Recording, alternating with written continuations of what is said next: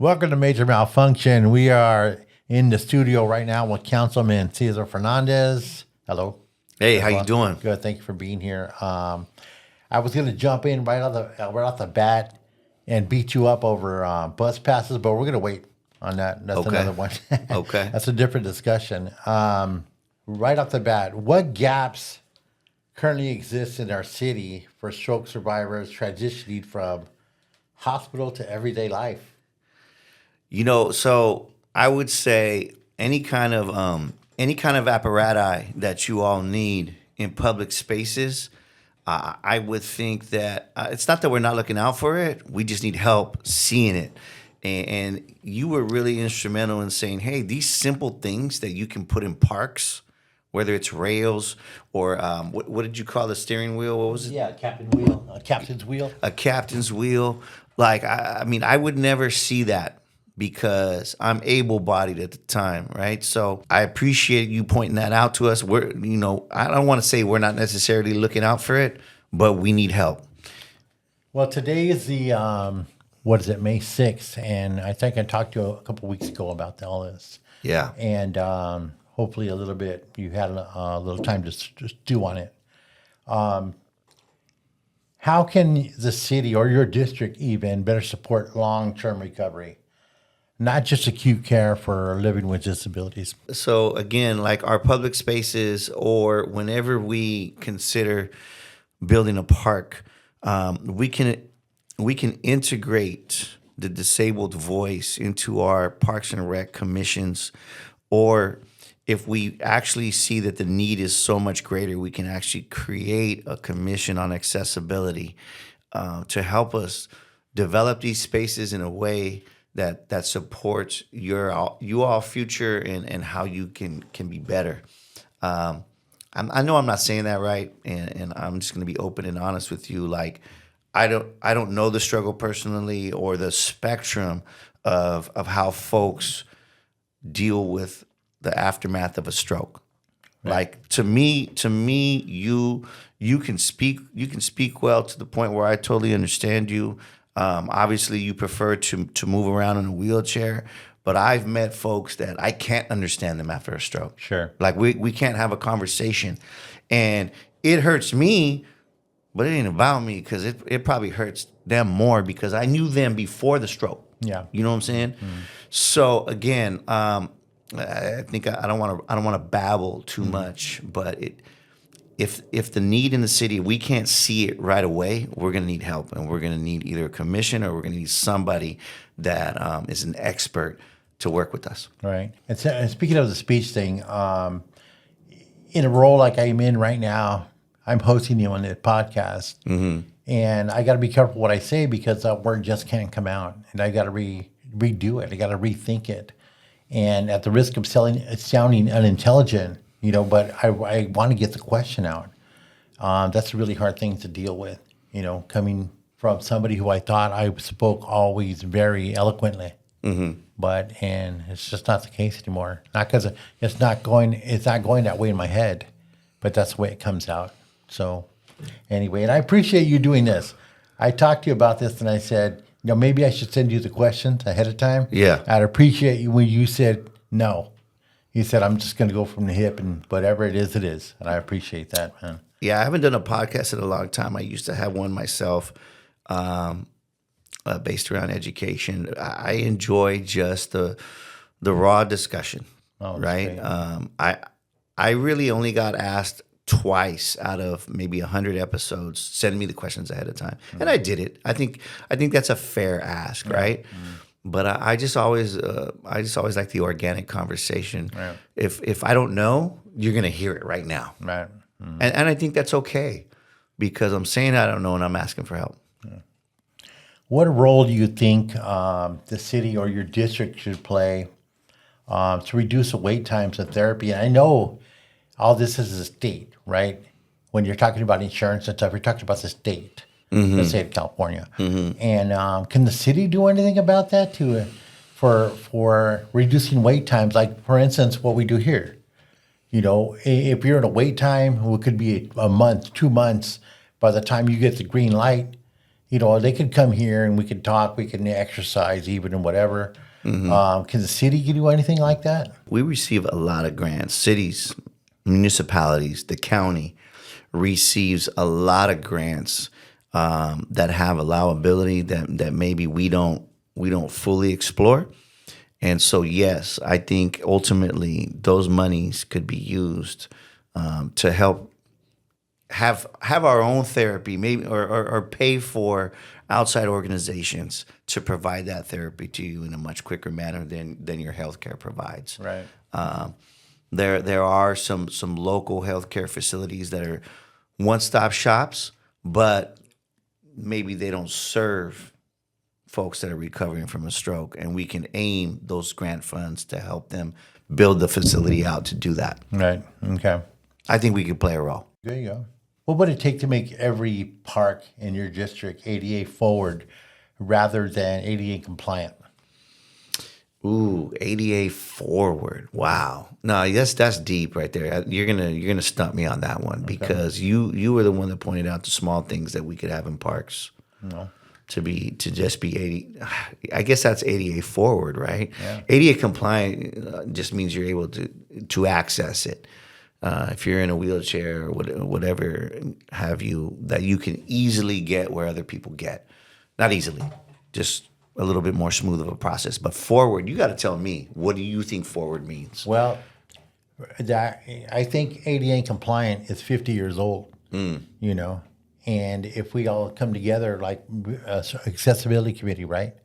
A committee with accessible people who need to talk about it. The only way to get that forward is to hear from them. That's how I think so. So we have an accessibility committee, and we talked about that a couple weeks ago.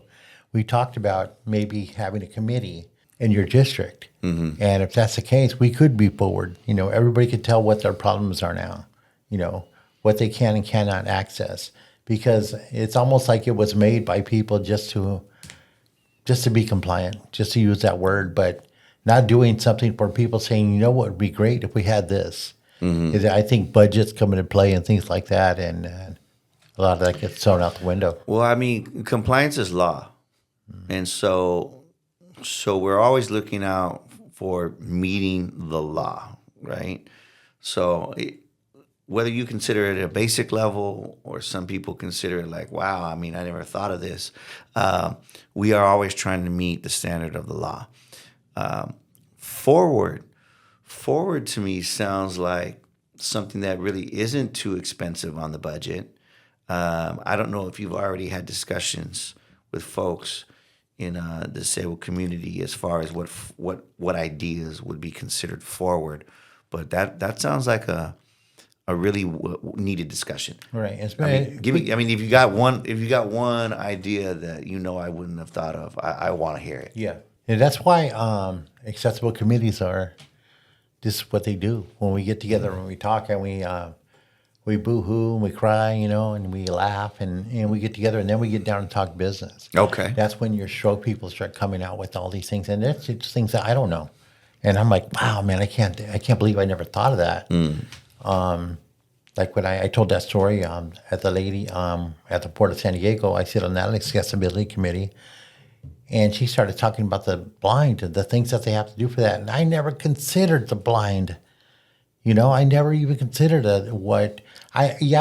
know there's some things put in place and, they're obvious to the naked eye. As a stroke person, the whole world revolves around me, because that's how we think. Like when somebody's sick or has a cause, it revolves around them. They don't, they don't take into consideration the other, disabilities. So that's pretty neat to be in an accessibility committee with every type of. Yeah, so you make me think of a couple of things, right? So when it comes to being a council member and people come to you with issues, a lot of times it's their personal issue. Right. And of course, if I can solve that quickly, I'm going to solve it. But at the same time, it's like, wait, is your issue your personal issue? Or is it something for a much larger community that I really need to pull a lot of city resources to handle? Because I love solving those kind of problems.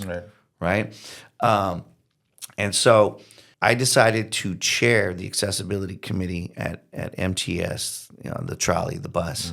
I decided to chair that because I had seen several folks coming to those meetings, getting on the elevator to go to the 10th floor on 12th and Imperial to say, look, y'all can't come a block further to help me out.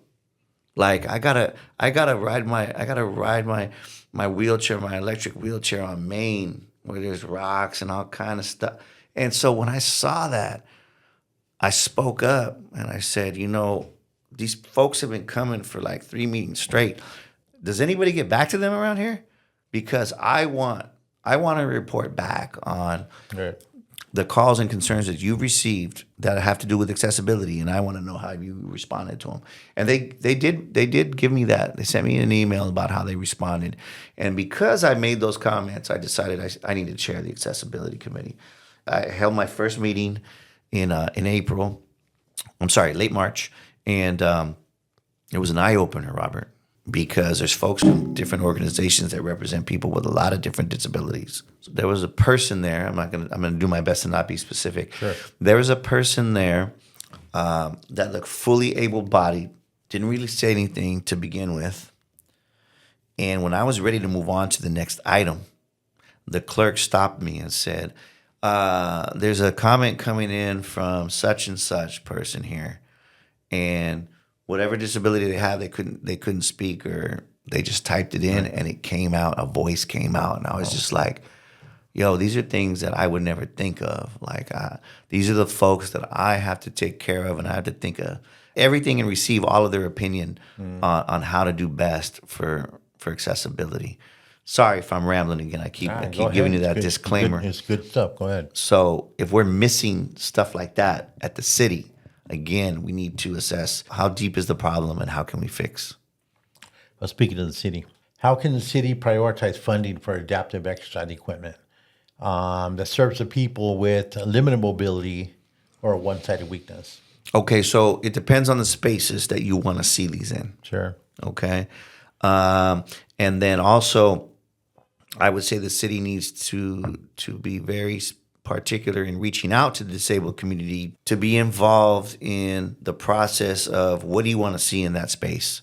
For instance, I am building a new park in my district on 4th and Oxford. Used to be a fire station, so it's pretty small space on the corner right there, right? Well, we held 3 community meetings, and we asked residents, what do you want to see in this park? I don't believe I saw anybody that appeared disabled. Again, my lens, that's just my lens. Sure. There may have been somebody that was there that appeared disabled. There were definitely people there that were advocating for seniors and for folks that have dogs, right? We want a dog run. We want an enclosed dog run. And then somebody there for seniors said, we want these exercise machines. And so it would take us to just real simple, reach out to the disabled community here in Chula Vista and say, can you give us your input on what you'd like to see in this park? Wonderful. But what about other spaces, whether it be our libraries, right?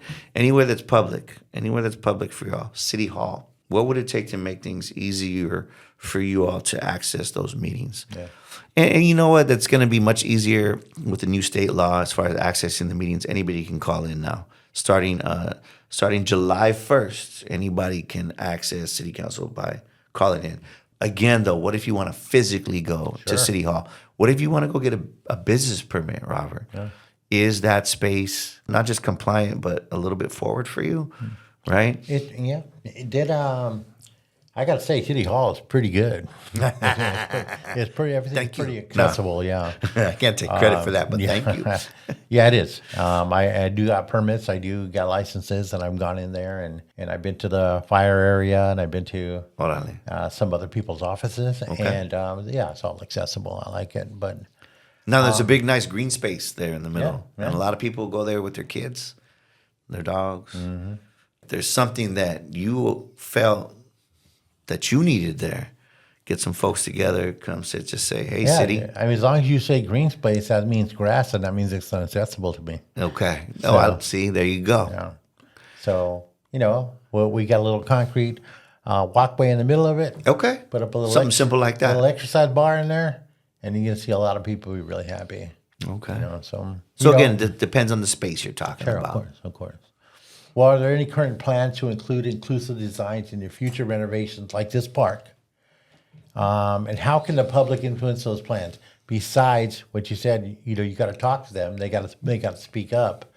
So again, a committee, accessible committee. Okay. And if you could put that out there and get that committee together, you could have a lot of opinions coming at you left and right. And So Councilmember Preciado spoke up at last night's council meeting on behalf of a meeting with you, with SoCal stroke survivors, and he talked a lot about accessibility. He asked if there was one person in the city that kind of deals with this stuff, right? And then he did bring up the idea of a committee. I think it's just the best way. What's the best way to integrate those people in with their ideas?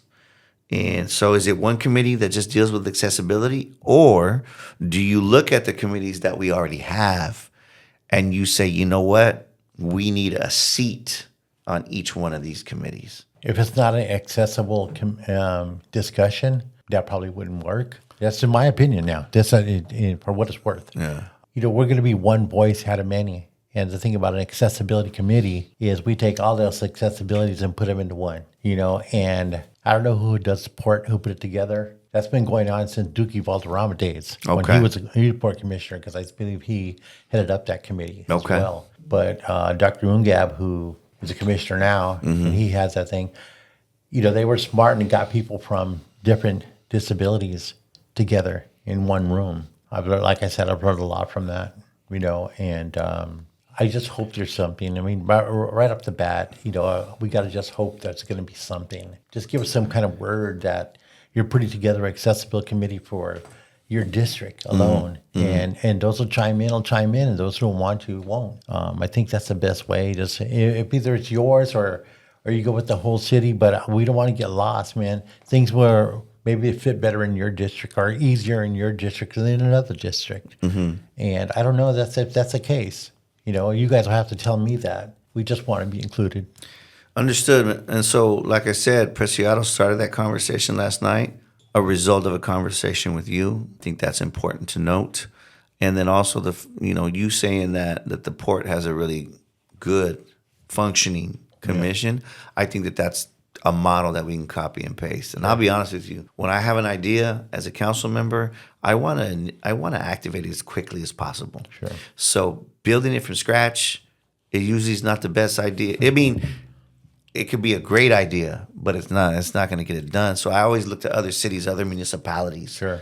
So if I can copy and paste what they're doing at the port and I feel like it fits the city or my district, I'll do that. Okay. That's something for me to take to that committee. I'll talk. Yeah, I'm cool with Ungab. So I'm real cool. Yeah, I mean he's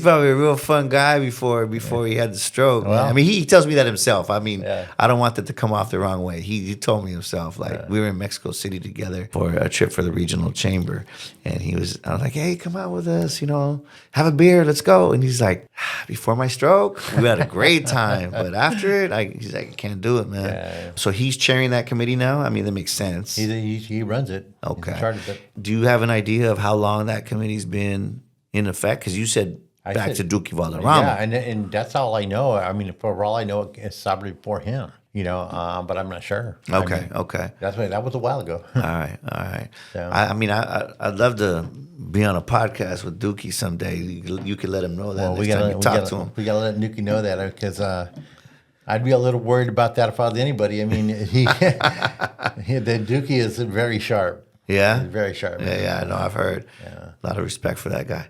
Going back to the parks. You know what? How can we turn a park into like a preventative health hub instead of just a recreational space? There should be some kind of a gathering space there, like a rec center or something. And a lot of the organizations, nonprofits that we work with in the city can provide those services out of that hub. I think it's about being also strategic of where we place them, right? And that's talking to the disabled community and seeing what they think about spacing them out. I think that's a light lift, again, that we're not looking out for because a lot of us are abled. Sure. So no, I think it takes just creating that enclosed space where we're going to have our equipment and our materials and protect it, right? Does that make sense to you? Well, Like, you said a hub, so I I- think of a physical enclosed space. Yeah, I think I was thinking of even Loma Verde, Okay. right? It's on what? Orange?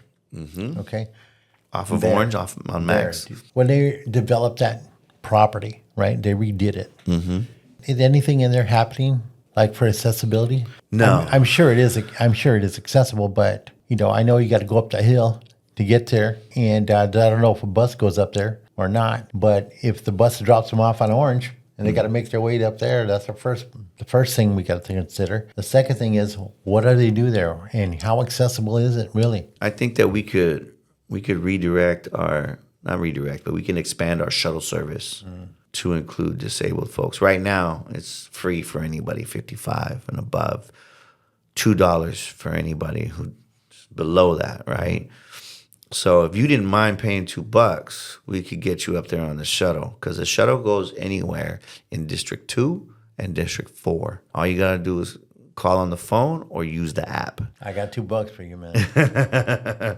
Now, folks that don't want to pay that can't pay it, we can figure something out, right? So in that way, we can make Loma Verde accessible, and it's a beautiful space. I mean, you've been there, right? I can't. No, I couldn't get there. Stop. I mean, Hey, remember when I first started? The first thing out this podcast was bus passes. yes. Or something like that, because they take away our driver's license. Yeah. They take it away, and they're like, you gotta go through a class, and go to this, have your vehicle adjusted. It's going to cost you $2,000 to do that, and all these things, stipulations they put in place, and it's probably their idea of safety. I understand. In the meantime, you give somebody a bus pass. Does the state provide you any kind of offset or tax write-off when you have to upgrade your vehicle? No. Okay. I think that's something that the city, us elected officials, could advocate to our state partners about. In this game of politics, people will start at a level and keep moving up, and we always have good relationships with folks as they move up. So got a great relationship with Senator Steve Padilla, with Assemblymember David Alvarez. I think that this is a cause that they would absolutely be interested in. And as far as the free bus passes, me sitting on MTS, that is definitely a discussion I can have with the CEO and with staff. Do you know what the current rate is? It's lower than an adult. It's the lowest it gets. It's the lowest it gets unless you're a youth. Youth is free. We battle for years to keep that youth pass free. But as far as our disabled and elderly committee, we'd always keep that as low as possible. Okay. All right. Let's talk about money now. I mean, what funding streams exist for disability focused initiatives, and where's the biggest gaps? So it depends on what you're talking about. If you're talking about getting around town, so that's Sandag and MTS. The youth pass that we give for free is offset by Sandag. They're the ones that are putting the money in that. So if you're talking about getting around town, it's Sandag and MTS. Okay. If a community group propose installing equipment in a public park, what's the exact pathway to approval? Honestly, it's as simple as the council member that represents that district advocating for it. Seriously. All right. And again, some of the... What's your phone number again? Some of the things... 8675-309. There you go. Well, what commitments can you make to improve accessibility and recovery resources in your district? I can commit. I do coffee with a council member. There's sometimes that I get deeper and hold like a...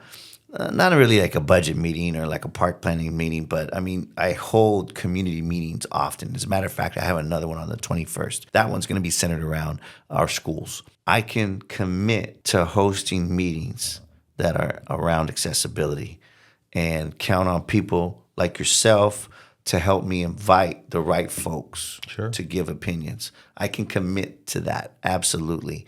And then taking those recommendations to our city manager and to our council for approval for some upgrades around that town. That could make your district a model for this. Yeah. So I like to see that. If you could implement one immediate change, to improve quality of life for disabled residents, what would it be? It would be what you already told me. I'm gonna go for the lowest hanging fruit, for the low buck, and over there at Otay, next to Otay Elementary, we'll put in that park. We'll put in some rails, and we'll put in that captain's wheel. Okay. We heard it today. Today's what? The Now you 6th? you committed to me though that you're gonna go out there with me. Oh man, you're gonna show me where they belong. let's get it done. All Let's right. get it done. All right. Okay, so last question. What's one concrete action our listeners can expect from your office out of this conversation? How can we hold you accountable? Simple. So you can expect me to amplify any of your events and causes, right? That's simple, right? I mean, that's easy stuff. I see you doing your thing on social media. I repost. I make a quick video. Hey, I'm promoting this event, right? I'm gonna be at the 5K. I got a team that's running. Okay, stuff like that. You can hold me accountable to those meetings that I just discussed. Okay, and I appreciate you bringing up the 5K, which is May 16th at 8 a.m. at Pepper Park, in National City. Mm-hmm. You know what? We just want people to walk away from that day knowing the word stroke, knowing what it means. Yeah. You know, it's not about moneymaker. It's about, awareness. That's all it is. Thank you for bringing it up, by the way. I appreciate you being here, man. I do. I appreciate everything that you're doing, what you're saying. I will hold you accountable to it. And good luck. Good luck together. Thank you. Right? I look forward to you helping me out, bringing the ideas, bringing the people. Let's get it done, man. Okay. We got it. You got it. Thank you.